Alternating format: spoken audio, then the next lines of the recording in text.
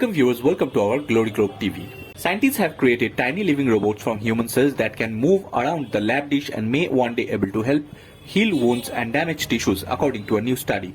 A team of Tufts University and Harvard University Wood Institute have dubbed those creations in Autobots.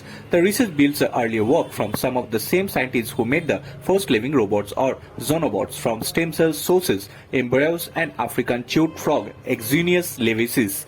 Some people thought the features of the Xenobots relied a lot on the fact that they are embryonic and amphibian, said study author Michael Levin Vannevar Bush, professor of biology at Tufts School of Arts and Science. I don't think this is anything to do with being an embryo. This has nothing to do with the frog. I think this is much more general property of living things, he said.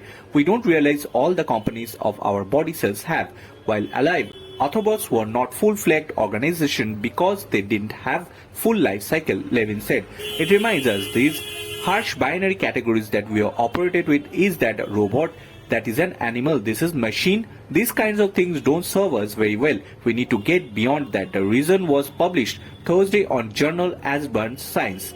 The scientists used adult human cells from Tarica on windpipe from anonymous donors in different ages and sexes. Researchers zeroed on this type of cell because they are relatively easy to access due to work on COVID-19 and lung diseases and all.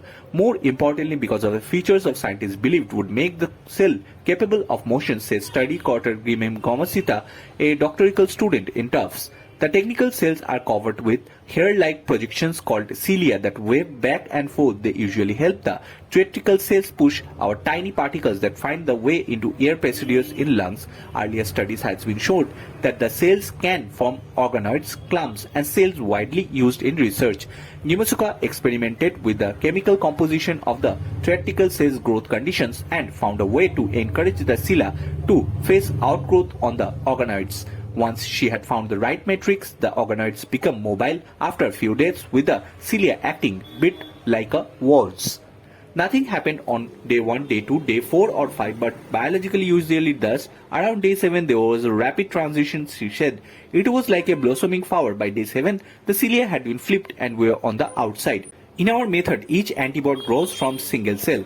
It is this self-embroidery that makes them unique. Biological robots were being made by our scientists, but they were constructed by hand and making a mold and seeding cells to live on the top of it, Levin said. The Autobots team of created weren't identical. Some were spherical and fully covered with cilia.